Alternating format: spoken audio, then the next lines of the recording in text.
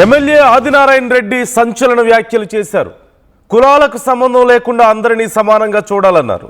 కూటమిలో బీజేపీ లేకపోతే రాష్ట్రంలో టీడీపీ జనసేన లేవు అంటున్నారు.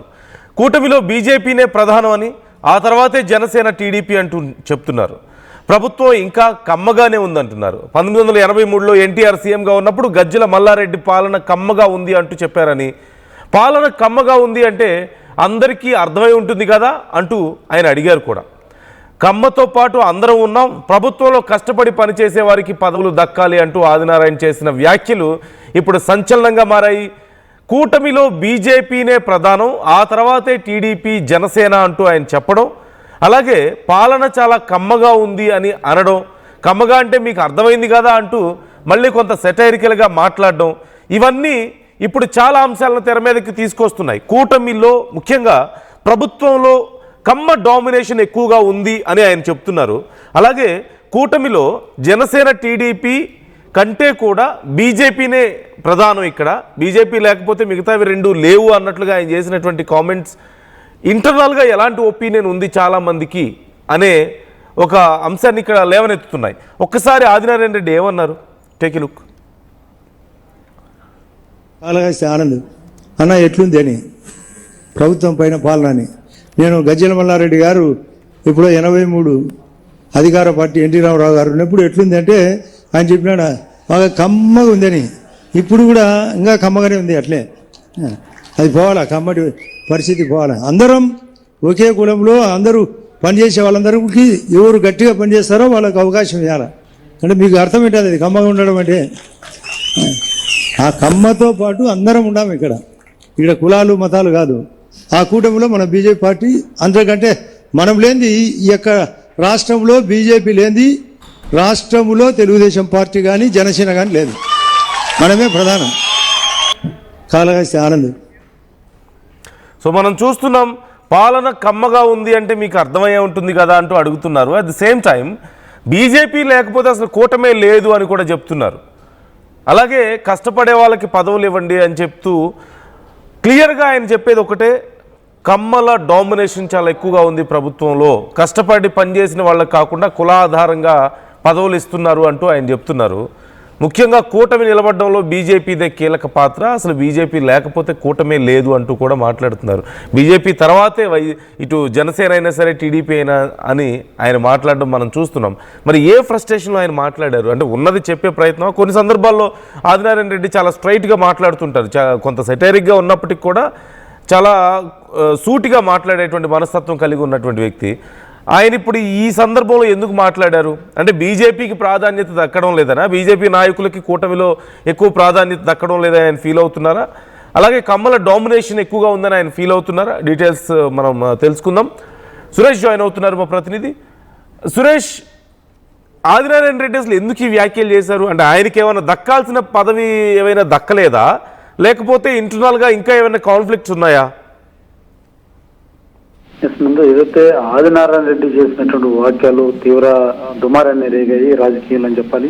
తిరుపతిలో జరిగినటువంటి బీజేపీ ఓ కార్యక్రమంలో ఆదినారాయణ రెడ్డి హాజరయ్యారు. అయితే స్టేజ్ మీదకి ఎక్కిన తర్వాత మైక్ చేత పట్టుకున్న తర్వాత ఆదినారాయణ రెడ్డి చేసినటువంటి వాక్యాలు మాత్రం కూటమి నేతల్లో ఒక సంచలనంగా మారిందని చెప్పి చెవులు కొరుక్కుంటున్నటువంటి పరిస్థితి ఏర్పడింది. అయితే ఆదినారాయణ రెడ్డి కూటమి ధర్మంలో భాగంగా ఉండాల్సింది పోయి ఎందుకు ఇలా మాట్లాడాడు, ఎందుకు ఇలాంటి వాక్యాలు చేశారన్నటువంటి చర్చ మాత్రం జోరుగా సాగుతుందని చెప్పాలి.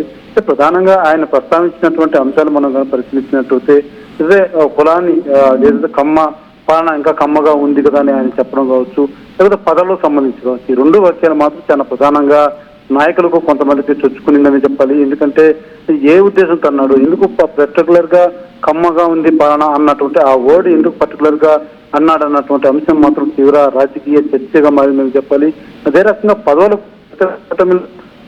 భాగంగా మూడు పార్టీలు కూడా బీజేపీ, జనసేన, టీడీపీ మూడు పార్టీలు కూడా కూటమిగా అధికారంలోకి వచ్చాయి. కూటమి నేతల్లో అన్ని పోస్టులో కూడా కొన్ని మార్పులు చేర్పుల విధానంతో కూడా చేస్తున్నటువంటి పరిస్థితి ఉంది. అయితే ఎక్కడ ఆయనకి సంబంధించి లేకపోతే ఆయన కోరినటువంటి పదవులు ఏమైనా ఆయన దక్కలేదా, లేకపోతే ఆయన సంబంధించినటువంటి నియోజకవర్గంలో ఎటువంటి పనులు కావడం లేదా అన్న కోణంలో మాత్రం ఒక తీవ్ర చర్చ నడుస్తుందని చెప్పాలి. అయితే ఆదినారాయణ రెడ్డి చేయనటువంటి వాక్యాలు మాత్రం ఒకసారిగా కూటమి నేతల్లో కొంత కలవరపెడుతుందని చెప్పాలి. ఎందుకంటే ఈ వాక్యాలు ఎక్కడికి దారి తీస్తుందో, ఎందుకు ఇలాంటి వాక్యాలు చేశారన్నటువంటి ఆ ప్రశ్న మాత్రం వాళ్ళకి అర్థం కాకుండా తలలు పట్టుకుంటున్నటువంటి పరిస్థితి ఉంది. అయితే ఆదినారాయణ రెడ్డి మాత్రం చాలా స్పష్టంగా, చాలా క్లియర్ గా అతను అడగాల్సిందే నేను అడిగాను అన్న కోణంలో అంత స్పష్టత అయినటువంటి విధానంతో ఆయన మాట్లాడినటువంటి పరిస్థితి మాత్రం కొంత రాజకీయంగా సంచలనంగా మారిందని చెప్పాలి.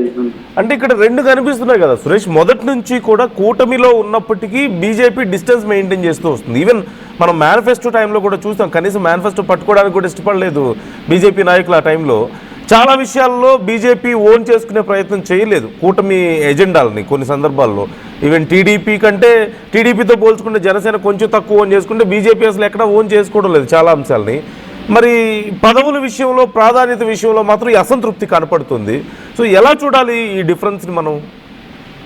ఏదైతే మీరు చెప్పినట్టుగా ప్రస్తుతం బీజేపీ ఇప్పుడు ఏదైతే స్టేట్ లో ప్రజెంట్ నడుస్తున్నటువంటి ఒక అంశం మనం తీసుకుంటే కల్తీని వ్యవహారం సంబంధించి పెద్ద దుమారమే రేగుతుంది. తెలుగు రాష్ట్రాల్లోనే కాదు ప్రపంచవ్యాప్తంగా కూడా పెద్ద దుమారమే రేగింది కల్తీని ఈ వ్యవహారం సంబంధించి.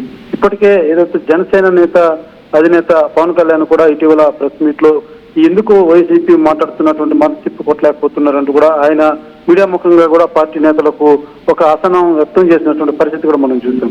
బీజేపీ కూడా ఎక్కడే కానీ ఆ స్థాయిలో ఈ యొక్క వ్యవహారం మీద కూడా ఎక్కడ స్పందించినటువంటి పరిస్థితి కూడా పెద్దగా కనపడినటువంటి లేదు. ఏదైతే తిరుపతిలో ఉన్నటువంటి ఏదో కొంతమంది నాయకులు మాత్రం అడపదడపాల మీడియా ముఖంగా వచ్చి వ్యతిరేకించినటువంటి పరిస్థితి ఉన్నప్పటికీ కూడా స్టేట్ వైడ్ లో మాత్రం ఎక్కడ ఆ స్థాయిలో ఈ కల్తీనే ఈ వ్యవహారంలో వైసీపీ ధీటుగా మాట్లాడేటువంటి ప్రయత్నం కూడా చేయలేదన్నటువంటి వాదన కూడా వినపడుతుంది. ఈ నేపథ్యంలో ఎక్కడో తెలియని గ్యాప్ నడుస్తుంది, లేకపోతే ఏం నడుస్తుంది అన్నటువంటి ఒక అంశం మాత్రం కొంతవరకు ఒక చర్చనీయంగానే మారిందని చెప్పాలి రాష్ట్రంలో.